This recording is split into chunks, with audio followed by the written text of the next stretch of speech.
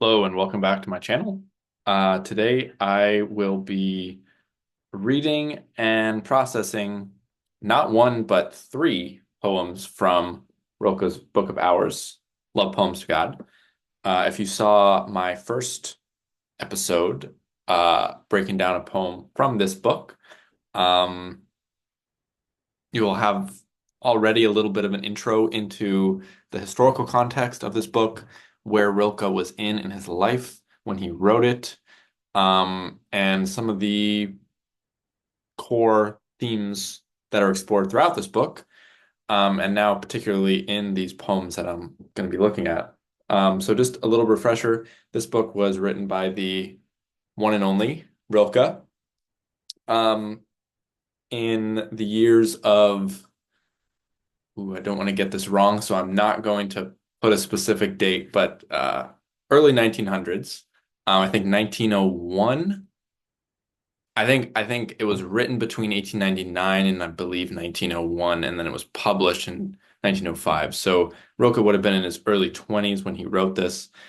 He was living in a monastery in Russia at the time, and all of these poems, as the subtitle would suggest, explore his relationship with God. Um, it's an absolutely profound book. I am about a third of the way through it right now. Um, the book is also divided into three parts. So the first part, which I am working through right now, is titled The Book of a Monastic Life. And then the second part is, let's see, the Book of Pilgrimage. And the third part is the Book of Poverty and Death. So that kind of grounds some of the context for the book as a whole, and then each of its parts and the poems within it. So I picked these three poems because they are all quite literally a conversation between each other. So like I mentioned in the first episode, none of these poems have titles.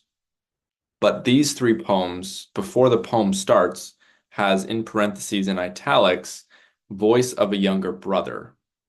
And then the other two say, I believe it's voice to the brother, to the younger brother, and then the other one says to that younger brother. Um, so I'm going to read the first one, break it down, and then read the next two and do that, and then explore how they stitch one thread, how they are a conversation between two people in this case, but I think ultimately two parts that live within all of us. So this poem goes, Voice of a younger brother. I'm slipping. I'm slipping away like sand. Slipping through fingers. All my cells are open and all so thirsty. I ache and swell in 100 places, but mostly in the middle of my heart. I want to die. Leave me alone. I feel I am almost there, where the great terror can dismember me. So I think the first thing to note is this imagery, right? I'm struck with this imagery of I'm slipping away like sand, slipping through fingers. All my cells are open. Like this feeling that he's trying to hold on to his relationship with God, but he feels like he's losing it. Like it's elusive. It's out of his grasp. Um, and think about sand, it's like it's so plentiful that one can't hold all of the individual grains of sand in their hand. It's just there's too much sand, there's too little surface area on your hand. So it's this feeling that like God is so infinite and so beyond the ability for anyone to contain it. Um, and there's this urgency. There's this urgency in his speech here. The I'm slipping away like sand slipping through fingers. Um, and the imagery of the cells being open and thirsty and aching. Um, this sense of a yearning, a longing for God. Um, a porousness, like an openness to receiving.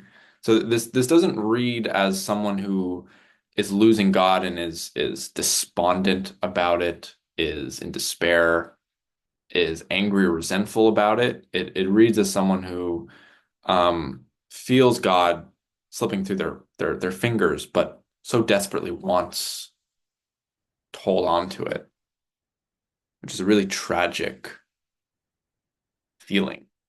It's kind of like a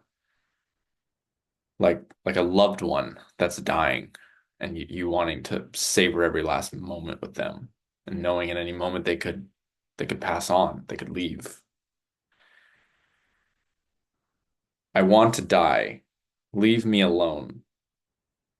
I feel I am almost there where the great terror can dismember me. So this simultaneous feeling of wanting God, crying out to God, but also knowing the pain of not having God in one's life is insurmountable and frankly unlivable for this person in this moment of, you know, dark night of a soul of a a tragic. Can imagine this person might have gone through a crisis in their life and feels very distant from God. And in that isolation and aloneness, life feels impossible. And so there's a desire to be freed of that suffering. And in this moment, this person sees death as the only viable solution to that, to their problem. Um, so this poem really, yeah, I mean, and it's important to note too the age, right? This is a young person, or at least younger relative to you know, the brother who's going to be speaking in the subsequent poems. Um, so you can imagine this as someone who might have grown up in the church, grown up with an idea of what God was, and didn't really mean much to this person growing up because maybe their life, maybe they didn't really need to rely on God um, that much. Because their childhood was well and good. They didn't have any major crises. They didn't also have any major responsibilities in life that they needed to depend on God for. And maybe this person is experiencing the loss of someone close to them for the first time, um, leaving home for the first time, um, moving into greater maturity, and or learning about the horrors of the world that they were insulated from when they were a child, and and kind of feeling that um, distance from God, like, and a questioning. Um, Okay, so let's move on to the next poem. So, to the younger brother, you, yesterday's boy, to whom confusion came, listen, lest you forget who you are. It was not pleasure you fell into, it was joy. You were called to be bridegroom, though the bride coming towards you is your shame. What chose you is the great desire. Now all flesh bears itself to you. On pious images, pale cheeks blush with a strange fire. Your senses uncoil like snakes, awakened by the beat of the tambourine. Then suddenly you're left all alone with your body that can't love you and your will that can't save you. But now, like a whispering in dark streets, rumors of God run through your dark blood.